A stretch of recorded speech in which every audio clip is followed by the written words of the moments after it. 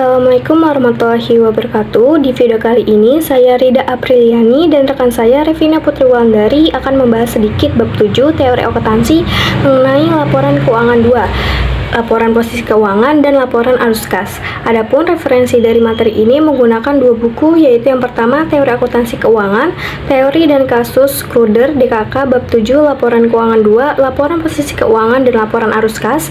Yang kedua Financial Accounting Theory, Scott Chapter 7 Measurement Application. Laporan Posisi Keuangan. Laporan posisi keuangan bertujuan untuk mengungkapkan kekayaan perusahaan pada suatu waktu tertentu.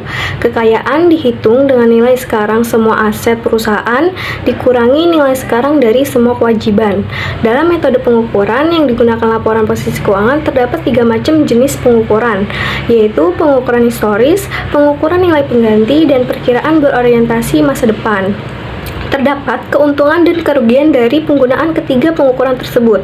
Seperti keuntungan dalam pengukuran historis diterangkan bahwa biaya bersifat objektif dan dapat diverifikasi. Hal tersebut dikarenakan biaya historis tidak didasarkan pada estimasi subjektif, melainkan merupakan hasil dari nilai yang disepakati oleh pembeli dan penjual dalam transaksi yang wajar. Terlepas dari keuntungan biaya historis, terdapat pihak yang menentang untuk penggunaan pengukuran historis. Penentangan tersebut terjadi karena para penentang berpendapat bahwa nilai dalam pengukuran historis dapat berubah seiring berjalannya waktu. Keuntungan dalam pengukuran nilai pengganti. Pengukuran ini lebih disukai oleh beberapa ahli akuntan karena nilai pengganti ini mencerminkan kondisi saat ini dan merepresentasikan nilai kini bagi perusahaan.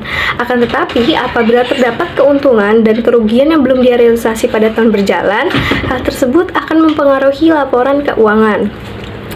Adapun dalam penggunaan pengungkapan nilai masa depan juga dipertimbangkan, meskipun pihak yang kontra mengatakan bahwa nilai ini sulit untuk diestimasi karena banyak faktor yang tidak pasti.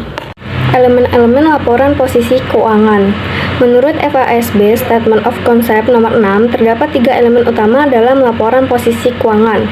Pertama, aset, yaitu sumber daya ekonomi yang dimiliki oleh suatu entitas dan memiliki manfaat ekonomi yang diharapkan akan mengalir ke entitas di masa depan. Kedua, kewajiban, yaitu kewajiban finansial yang dimiliki oleh entitas untuk mentransfer aset atau memberikan layanan di masa depan sebagai hasil dari transaksi masa lalu atau kejadian yang sudah terjadi.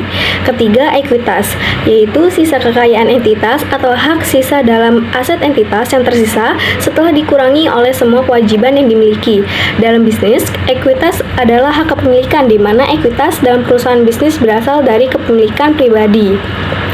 Definisi atas elemen-elemen laporan posisi keuangan tersebut merepresentasikan penyimpangan dari definisi sebelumnya yang memandang laporan posisi keuangan sebagai pernyataan jumlah sisa yang mana nilainya sering kali diperoleh melalui penerimaan laba. Pengakuan nilai wajar.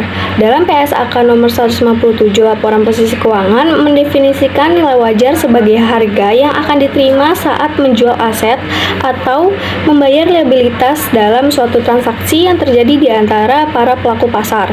Nilai wajar diukur menggunakan harga pasar yang sebenarnya dari suatu produk dan harus didasarkan pada asumsi yang digunakan oleh pelaku pasar.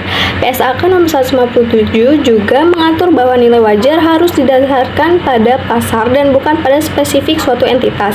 Selain itu, dalam penilaian nilai wajar digunakan hierarki nilai wajar untuk menentukan kualitas dan keandalan informasi guna menghasilkan klasifikasi nilai wajar yang memiliki pengaruh signifikan terhadap nilai wajar. Artinya, jika informasi yang lebih terpercaya tersedia, maka itu harus menjadi penentu faktor dalam menentukan nilai wajar. Dalam pengungkapan nilai wajar yang diatur PSAK nomor 157 mensyaratkan adanya pengungkapan yang terpisah atas komponen-komponen yang diukur pada nilai wajar. Pengungkapan ini mengharuskan membuat tabel terpisah untuk mencatat aset dan liabilitas dengan menggunakan nilai wajar sebagai dasarnya.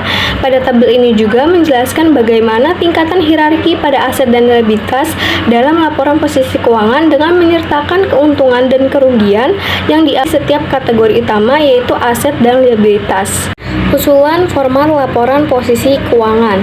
Proyek penyajian laporan keuangan FASB IASB mengusulkan revisi terhadap format laporan posisi keuangan.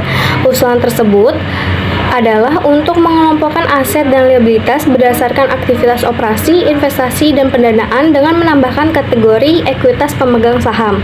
Dewan juga mengusulkan untuk memisahkan aset dan liabilitas ke dalam kategori jangka pendek dan jangka panjang berdasarkan kerangka waktu atau siklus operasi, kecuali jika penyajian aset dan liabilitas berdasarkan likuiditasnya yang memberikan informasi lebih relevan.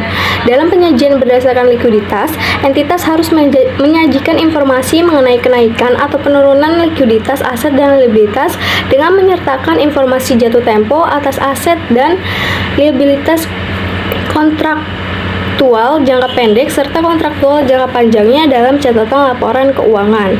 Evaluasi posisi keuangan perusahaan. Dalam memonitor kinerja perusahaan, para investor dan analisis sekuritas menggunakan rasio keuangan seperti return on asset atau yang disebut ROA. ROA sendiri adalah rasio untuk mengukur laba yang dihasilkan oleh aset yang digunakan perusahaan. Analisis keuangan menyarankan beberapa penyesuaian untuk meningkatkan penggunaannya dalam mengevaluasi profitabilitas. Pertama, menghilangkan komponen sementara setelah pajak dari laba bersih seperti beban penurunan nilai aset, operasi yang dihentikan, dan pos-pos luar biasa. Kedua, menghilangkan beban bunga pajak untuk meningkatkan komparabilitas antara perusahaan dengan menghilangkan dampak struktur modal pada rasio. Ketiga, membuat penyesuaian yang menyertakan pengaruh pendanaan di luar laporan posisi keuangan. Sekian dari saya, selanjutnya akan disampaikan oleh rekan saya, Revina Putri Wulandari. Materi selanjutnya itu ada laporan arus kas. Sebelum tahun 1971, sejumlah perusahaan itu merespon permintaan para pengguna laporan keuangan yang meminta informasi terkait aktivitas pendanaan dan investasi dalam organisasi bisnis dengan mengeluarkan laporan sumber dan penggunaan dana. Secara umum, konsep dana yang digunakan dapat dikategorikan sebagai kas, modal kerja, dan sumber daya keuangan. Konsep dana lainnya itu seperti aset cepat atau aset moneter neto. Kemudian pada tahun 1963, APB Accounting Principle Board itu menerbitkan APB Opinion nomor 3 yang menyatakan laporan sumber dan penggunaan dana itu harus disajikan sebagai informasi tambahan dalam laporan keuangan, tetapi pengungkapannya itu belum diwajibkan. Kemudian pada tahun 1971, Dewan itu menerbitkan APB nomor 19 yang menyatakan bahwa informasi yang biasanya dimuat dalam laporan sumber dan penggunaan dana itu sangat penting bagi para pengguna laporan keuangan dan harus disajikan setiap kali laporan posisi keuangan dan laporan laba rugi dan penghasilan komprehensif lain itu disajikan. Selain itu, Dewan menyatakan laporan sumber dan penggunaan dana itu harus disusun berdasarkan konsep semua sumber daya keuangan dan laporannya itu harus berjudul Laporan Perubahan Posisi Keuangan. Kemudian pada tahun 1987, FASB itu menerbitkan SFAS nomor 95 yang berjudul Laporan Arus Kas. Pernyataan ini menggantikan APB Opinion nomor 19. SFAS nomor 95 itu menyatakan bahwa semua perusahaan bisnis itu harus menyajikan laporan arus kas sebagai pengganti laporan perubahan posisi keuangan dan menjadi bagian dari serangkaian laporan keuangan yang lengkap. Salah satu alasan diterbitkannya SFAS nomor 95 yaitu adalah para pengguna laporan keuangan ini berpendapat bahwa akuntansi berbasis akrual itu telah menghasilkan laba neto yang tidak mencerminkan arus kas yang mendasari perusahaan bisnis. Selanjutnya itu ada informasi arus kas. Penyajian informasi arus kas oleh perusahaan bisnis itu harus memungkinkan investor untuk memperkirakan jumlah kas yang mungkin akan didistribusikan sebagai dividen atau bunga di masa depan dan mengevaluasi potensi risiko dari investasi yang diberikan. Penyajian data arus kas itu diperlukan untuk mengevaluasi likuiditas, solvabilitas, dan fleksibilitas keuangan. Likuiditas itu adalah kemampuan perusahaan untuk mengkonversi aset menjadi kas atau untuk membayar liabilitas jangka pendek. Sedangkan solvabilitas itu adalah kemampuan perusahaan untuk memperoleh kas demi berlangsungnya operasi bisnis. Sedangkan fleksibilitas keuangan itu adalah kemampuan perusahaan untuk menggunakan sumber daya keuangannya agar dapat beradaptasi dengan perubahan. Tujuan utama dari laporan arus kas itu adalah untuk memberikan informasi yang relevan tentang penerimaan dan pengeluaran kas perusahaan selama satu periode. Laporan arus kas itu ditunjukkan untuk membantu para pengguna laporan keuangan menilai arus kas masa depan, memberikan umpan balik tentang arus kas aktual, mengevaluasi ketersediaan kas untuk dividen atas dan investasi, kemudian melihat kemampuan perusahaan untuk mendanai pertumbuhan dari sumber internal, serta mengidentifikasi perbedaan di antara laba neto dan arus kas neto. Selanjutnya itu ada format laporan. Laporan arus kas itu melaporkan sejumlah perubahan selama periode akuntansi dalam bentuk kas dan setara kas dalam arus kas dari aktivitas operasi, arus kas dari aktivitas investasi, dan arus kas dari aktivitas pendanaan. Yang pertama itu ada arus kas dari aktivitas operasi.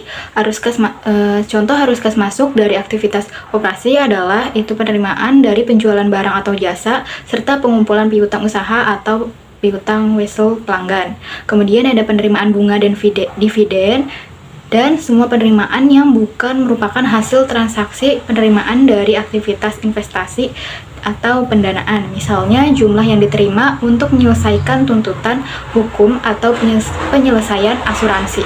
Sedangkan arus kas keluar dari aktivitas operasi itu meliputi pembayaran tunai untuk memperoleh bahan baku produksi atau barang-barang untuk dijual kembali, dan pembayaran tunai untuk mengurangi utang usaha atau utang wesel kepada kreditor. Kemudian pembayaran tunai kepada pemasok dan karyawan lain. Kemudian ada pembayaran kas kepada pemerintah atas pajak, bea cukai, denda, dan biaya atau penalti. Kemudian pembayaran kas kepada pemberi pinjaman dan kreditur atas bunga, serta semua pembayaran lainnya yang bukan merupakan pembayaran atas aktivitas investasi dan pendanaan. Pelaporan arus kas dari aktivitas operasi itu dapat dilaporkan dengan metode langsung atau metode tidak langsung. Metode langsung itu adalah melaporkan arus kas dari aktivitas operasi dengan melaporkan kelompok penerimaan kas bruto yang utama dan kelompok pengeluaran arus kas yang utama, kemudian mengurangkan keduanya.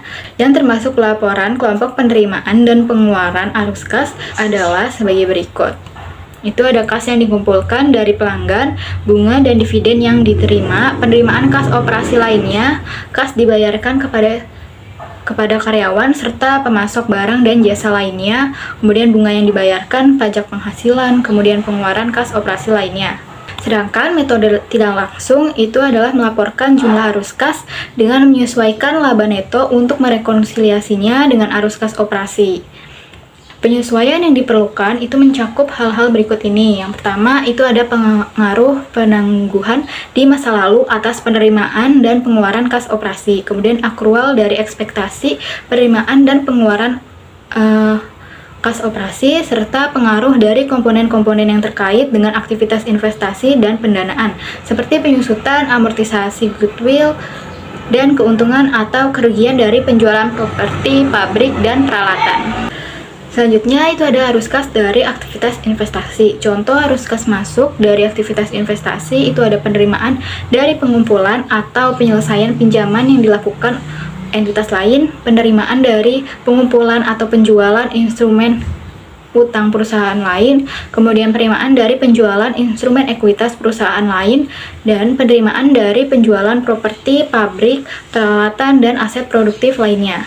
Sedangkan contoh arus kas keluar dari aktivitas investasi itu ada pencairan pinjaman yang dilakukan oleh perusahaan kepada entitas lain, pembayaran untuk memperoleh instrumen utang perusahaan lain, dan pembayaran untuk memperoleh instrumen ekuitas perusahaan lain, serta pembayaran untuk memperoleh properti, pabrik, peralatan, dan aset produktif lainnya. Yang ketiga itu ada arus kas dari aktivitas pendanaan. Arus kas masuk dari aktivitas pendanaan itu termasuk hasil emisi instrumen modal dan emisi instrumen utang maupun pinjaman jangka pendek atau jangka panjang lainnya. Arus kas keluar dari aktivitas pendanaan itu termasuk pembayaran dividen dan distribusi lainnya ke para pemilik dan pembayaran kembali jumlah yang dipinjam. Materi selanjutnya itu ada usulan format laporan arus kas. Penyajian laporan arus kas yang disarankan itu adalah pengembangan versi dari metode langsung dengan pengungkapan tambahan untuk masing-masing kategori laporan. Hal ini dikarenakan penyajian line item dari penerimaan dan pengeluaran kas di dalam kategori operasi itu membantu mencapai tujuan pemilahan sehingga membantu pengguna laporan keuangan dalam menilai jumlah penentuan waktu dan ketidakpastian arus kas operasi masa depan. Sedangkan metode tidak langsung itu tidak menyajikan setiap penerimaan dan pengeluaran kas operasi secara terpisah. Dewan mengusulkan untuk entitas menyusun schedule baru yang akan disertakan di dalam catatan atas laporan keuangan yang merekonsiliasi arus kas menjadi komprehensif. Selain itu, Dewan mengusulkan untuk tidak menyertakan setara kas dalam laporan arus kas karena kas dalam laporan posisi keuangan itu tidak lagi akan mencakup setara kas. Sekian video dari kami mengenai penjelasan bab 7. Kurang lebihnya mohon maaf karena masih dalam proses pembelajaran. Wassalamualaikum warahmatullahi wabarakatuh.